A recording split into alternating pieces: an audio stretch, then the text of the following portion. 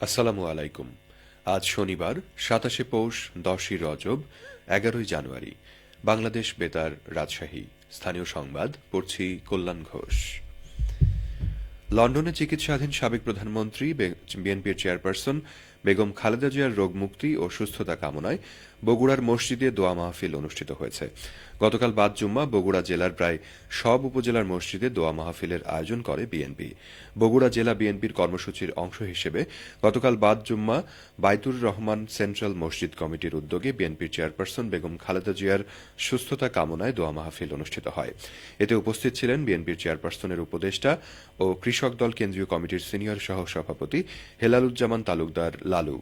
নওগাঁর পত্নীতলায় ছাত্রদলের আয়োজনে সাবেক প্রধানমন্ত্রী বেগম খালেদা জিয়ার আশু রোগ মুক্তি কামনায় দোয়া মাহফিল অনুষ্ঠিত হয়েছে। গতকাল নজিপুর পৌর মসজিদে এ আয়োজনে প্রধান অতিথি ছিলেন ঢাকা বিশ্ববিদ্যালয় ছাত্রদল নেতা ইঞ্জিনিয়ার শাফিউল মুসাব্বির।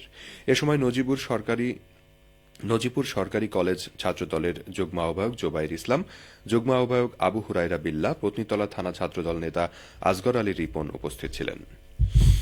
জুলাইয়ের প্রেরণা দিতে হবে ঘোষণা, এই স্লোগানে জুলাই ঘোষণাপত্র প্রকাশের দাবিতে লিফলেট বিতরণ করেছে সিরাজগঞ্জের রায়গঞ্জের বৈষম্য বিরোধী ছাত্র আন্দোলনের সদস্যরা।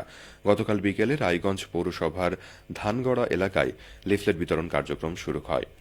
উপজেলার গুরুত্বপূর্ণ পয়েন্টে তারা লিফলেট বিতরণ করেন। এ সময় বৈষম্য বিরোধী ছাত্র আন্দোলনের সমন্বয়ক ফাহিম বিশ্বাস, সীমান্ত তালুকদার, ইসরাত জাহান এশা, রাফি, শুভ, মাহিম উপস্থিত ছিলেন। এদিকে বৈষম্য বিরোধী ছাত্র আন্দোলন ও জাতীয় নাগরিক কমিটির কেন্দ্রীয় কর্মসূচির অংশ হিসেবে আজ নওগাঁয় লিফলেট বিতরণ শুরু হচ্ছে। বিকেল ৩টায় শহরের মুক্তির মোড় কেন্দ্রীয় শহীদ মিনার চত্বরে কর্মসূচির উদ্বোধন করা হবে। মুক্তির মোড়ে কর্মসূচির শুরু হয়ে পর্যায়ক্রমে বাটার মোড়, তাজের মোড়, ব্রিজের মোড় সহ বিভিন্ন গুরুত্বপূর্ণ স্থান ও সড়কে জনসাধারণের মাঝে এই লিফলেট বিতরণ করা হবে। বগুড়া বিমানবন্দর চালুর উদ্যোগ নিয়েছে অন্তর্বর্তী সরকার। বিমানবন্দরটি চালুর সম্ভাব্যতা যাচাই করতে একটি কমিটি গঠন করা হয়েছে। আগামীকাল রোববার বেসরকারি বিমান চলাচল কর্তৃপক্ষের একটি পরিদর্শক দল বগুড়া বিমানবন্দর পরিদর্শনে আসছেন। বগুড়ার জেলা প্রশাসক হোসনা আফরোজ ওই পরিদর্শক দল আসার বিষয়টি নিশ্চিত করেছেন। এ বিষয়ে তিনি বলেন, বগুড়া বিমানবন্দর চালুর জন্য বেসামরিক বিমান কর্তৃপক্ষ বরাবর আবেদন করা হয়েছিল। এর প্রেক্ষিতে বেসামরিক বিমান চলাচল কর্তৃপক্ষ একটি তদন্ত দল গঠন করেছে।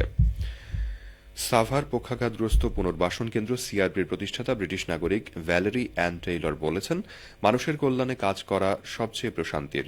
এই প্রশান্তি নিয়ে তিনি কাজ করে যেতে চান। ভ্যালেরি অ্যান টেইলর গতকাল নাটোরের বড়াইগ্রাম উপজেলার ভরতপুর গ্রামে প্রতিবন্ধীদের মাঝে হুইল চেয়ার ও কম্বল বিতরণকালে এই কথা বলেন। প্রতিবন্ধী উন্নয়ন সংস্থার প্রতিষ্ঠাতা সাইফুল ইসলামের সভাপতিত্বে উদ্বোধনী অনুষ্ঠানে বক্তব্য রাখেন উপজেলা নির্বাহী অফিসার লাইলা জান্নাতুল ফেরদৌস। বিশেষ অতিথি ছিলেন সিআরপির সমাজ কল্যাণ বিভাগের ইনচার্জ মোহাম্মদ শফিউল্লাহ। চলমান সাংবিধানিক সংস্কার বিষয়ে নাটোরে কর্মরত গণমাধ্যম কর্মীদের সাথে মতবিনিময় সভা করেছেন জাতীয়তাবাদী মুক্তিযুদ্ধ প্রজন্ম দলের সাধারণ সম্পাদক ও সিংড়া উপজেলা বিএনপির যুগ্ম আহ্বায়ক ব্যারিস্টার এম ইউসুফ আলী। মতবিনিময় সভায় অন্যান্যের মধ্যে বক্তব্য রাখেন নাটোর প্রেস ক্লাবের সভাপতি ফারাজি আহমদ রফিক বাবন, সাধারণ সম্পাদক নাজমুল হাসান, এনটিভির হালিম খান ও সময় টেলিভিশনের আল মামুন। সিরাজগঞ্জের বেলকুচিতে আরাফাত রহমান কোকো স্মৃতি ফুটবল টুর্নামেন্টের উদ্বোধন করা হয়েছে। গতকাল বিকেলে বেলকুচি উপজেলা যুব সংঘ ক্লাবের আয়োজনে আলহাজ সিদ্দিক উচ্চ বিদ্যালয় মাঠে টুর্নামেন্টের উদ্বোধন করেন বেলকুচি উপজেলা নির্বাহী অফিসার আফিয়া সুলতানা কেয়া। উদ্বোধনী খেলায় বগুড়া সদর উপজেলা একাদশ ২-০ গোলে এনায়েতপুর ফুটবল একাডেমিকে পরাজিত করে। এদিকে সিরাজগঞ্জের উল্লাপাড়ায় মরহুম সাখাওয়াত হোসেন স্মৃতি ভলিবল টুর্নামেন্টের প্রথম সেমিফাইনাল খেলা অনুষ্ঠিত হয়েছে। গতকাল বিকেলে উপজেলার পূর্ব দেলুয়া সরকারি প্রাথমিক বিদ্যালয় মাঠে বড়হার ভলিবল একাদশ ২ পয়েন্টের ব্যবধানে কালীগঞ্জ ভলিবল একাদশকে হারিয়ে ফাইনাল নিশ্চিত করে। আমাদের নওগাঁ সংবাদদাতা জানান, নওগাঁয় বিসিবি আয়োজিত ইয়াং টাইগার্স অনূর্ধ্ব ১৪ জাতীয় ক্রিকেট ২০২৪-২৫ টুর্নামেন্টের বিভাগীয় পর্যায়ের ফাইনাল খেলায় ১৭৩ রানের বিশাল ব্যবধানে জয়লাভ করেছে বগুড়া। নওগাঁ জেলা স্টেডিয়াম মাঠে খেলায় প্রথমে ব্যাট করতে নেমে ২৫৪ রান সংগ্রহ করে বগুড়া। পরে ব্যাট করতে নেমে ৩২ ওভার ২ বলে ৮১ রানে অল আউট হয় পাবনা।